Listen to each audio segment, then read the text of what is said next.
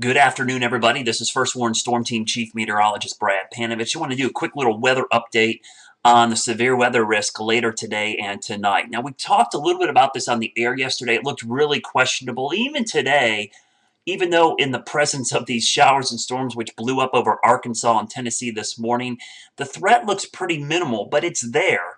When you look at the current radar, surface map, and the satellite, you see this big cluster of showers and storms. It's actually weakening quite a bit as it moves to the east, but as you look at the Cape, or that thunderstorm fuel, we call it, it is beginning to build a little bit here over southwestern North Carolina, and a little bit of it over South Carolina and North Carolina. Now, this is the area we're going to watch because I think instability is the only thing we're lacking. There's a lot of wind shear in the environment, but you got to get tall updrafts to tap into it.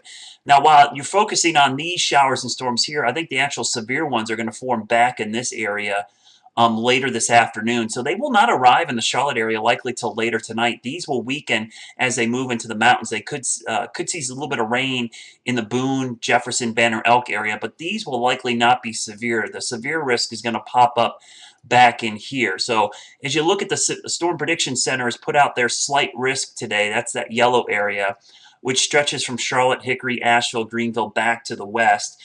When you look at the threat for tornadic thunderstorms, I do think there's a small risk here in northern Alabama and Georgia um, as we go through the next, I would say, 24 hours or so. In fact, when you look at the risk for tornadoes, there's a little area highlighted right here, kind of centered over Chattanooga. The hail threat is centered back there as well, and the wind threat extends into North Carolina. So you're really looking at the main threat right here from Atlanta to Birmingham to Huntsville to Chattanooga to the upstate and over towards Asheville. When you start looking at some of the short range models, we'll look at a couple models here. The first model we're going to look at is going to be the NAM4. This is the model I look at quite a bit. It does a really good job with these events. You can see the storms bubbling up later this afternoon back in Tennessee, and then moving to the east as we go into the afternoon, actually showing signs of forming a squall line. You see these isolated cells popping up here in North Georgia and Alabama. These are the ones you'll have to watch for, some large hail and maybe isolated tornado. As we go towards 7, 8, 9, 10 p.m., you see this significant squall line develop and move into North Carolina. This will likely be the strong wind threat that we're going to see,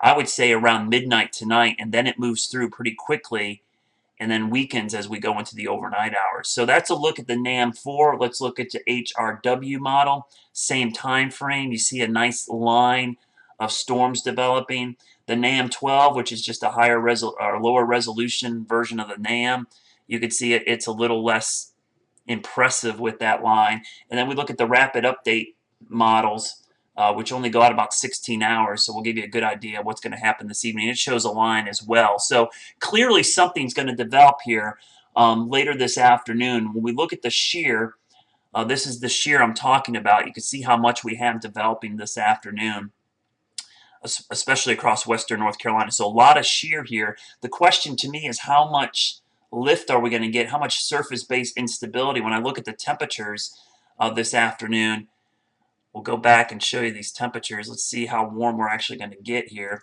Let me look at the HRW model. It's going to do a little bit better with this. We'll go into the afternoon hours.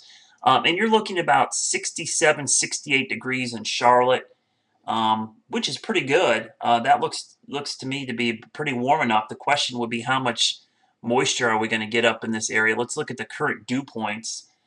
That's the current surface-based instability. When you look at the dew point temperatures, there is a little bit of moisture building up from the south, nothing nearly as high as down here over the Gulf Coast. And when we look at that STP, or significant tornado parameter, we're seeing it start to build back in here, but notice a few areas across southwestern North Carolina into the northern part of Alabama and Georgia. So that's a quick look on what's going on right now. There's your temperatures. Something to keep an eye on. This will not impact us during the day. It's going to be this evening. Of course, I'll start talking more about this, and we'll continue to keep an eye on this as we go into the evening, starting today at 4, 5, 6, and 11 on News Channel 36.